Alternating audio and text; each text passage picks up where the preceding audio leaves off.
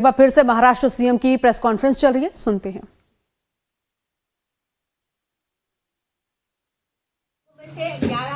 आपने भी बताया कि विधि संघर्ष बच्चे हैं, तो ये फिलिस्तीनी पैटर्न है। तो हमारा एक लॉ है कि अगर 18 साल से कम बच्चा जो है वो गाड़ी चलाता है, कुछ एक्सीडेंट होता है या पकड़ा जाता है, तो माँ बाप को मतलब उसकी सजा होती है। तो ऐसे में नहीं लगता अगर ये आगे रोकने के लिए ऐसा कुछ कानून बनना चाहिए?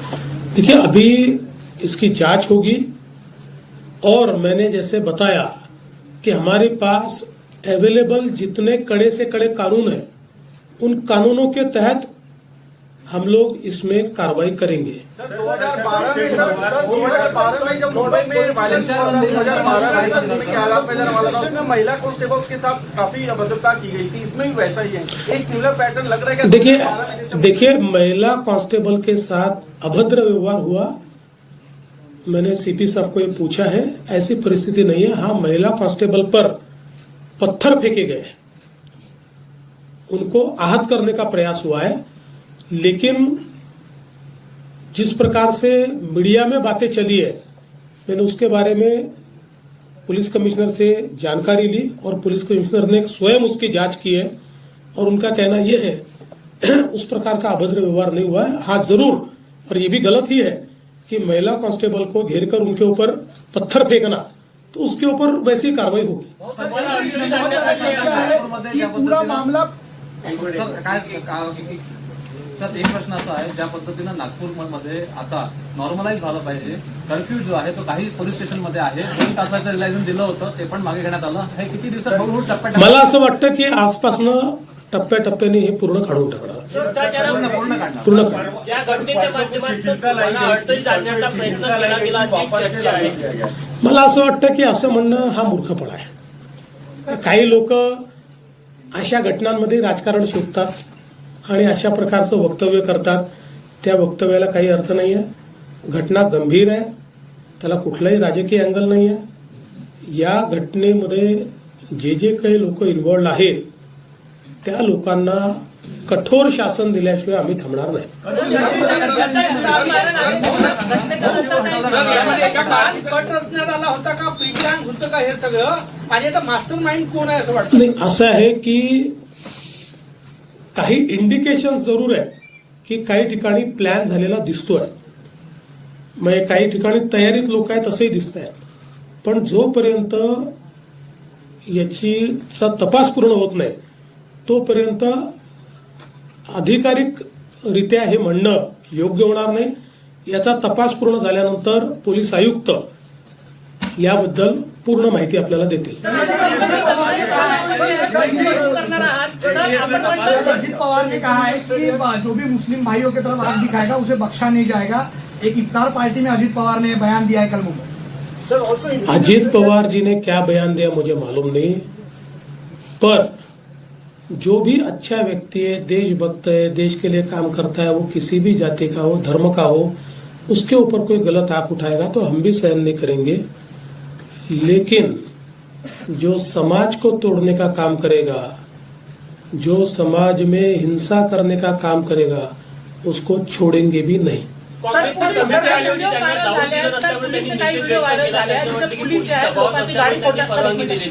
गाड्या फोडताना दिसलाय पोलिसांचे व्हिडिओमध्ये की पोलिस गाड्या फोडतात. आपण म्हटलं की दंगाईकडून पैसे वसूल करणार आहात, तर जे पोलिसांनी जे गाड्या फोडल्या त्याला काय विचार करून असं आहे की शेवटी जेव्हा अशा प्रकारची धावपळ असते त्यावेळेस पोलीसही दंडा घेऊन मागे पळत असतात, एखादा दंडा कुठे मारतात.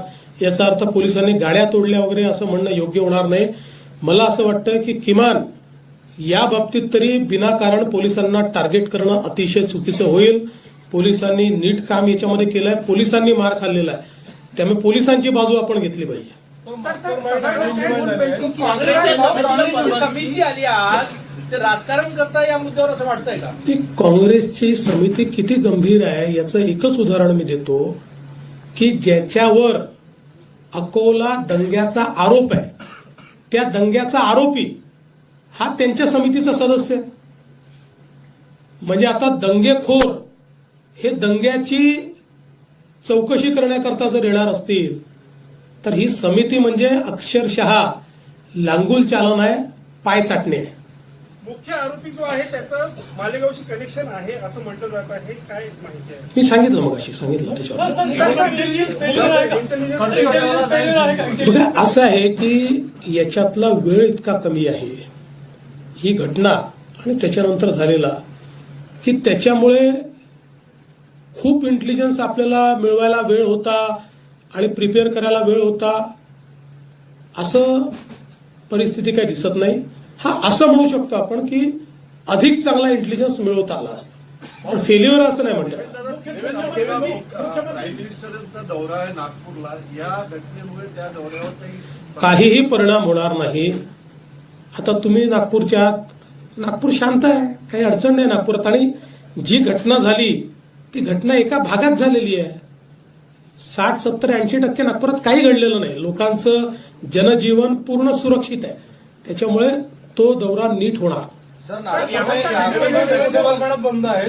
सीसीटीव्ही बाबत काय करता येईल? मोठ्या प्रमाणात बंद आहे सीसीटीव्ही. नाही, सगळे सीसीटीव्ही सुरू करतोय आपण. त्याचं आपण त्याला पैसे देखील दिलेले आहेत, त्याची एजन्सी पण नेमलेली आहे. जे बंद आहेत ते सुरू होतील आणि आता नव्याने अजून त्याच्यामध्ये ऍडिशन देखील करतो.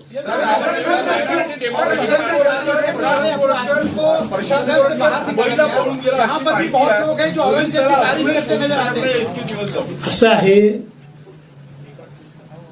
कुठलीही शहानिशा न करता बातम्या चाललेल्या आहेत आणि मी तुम्हाला सांगतो तो दुबईला जाओ का अजून कुठेही जाओ पोलीस शोधून काढतील आणि त्याच्यावर कारवाई करतील म्हणजे करतील.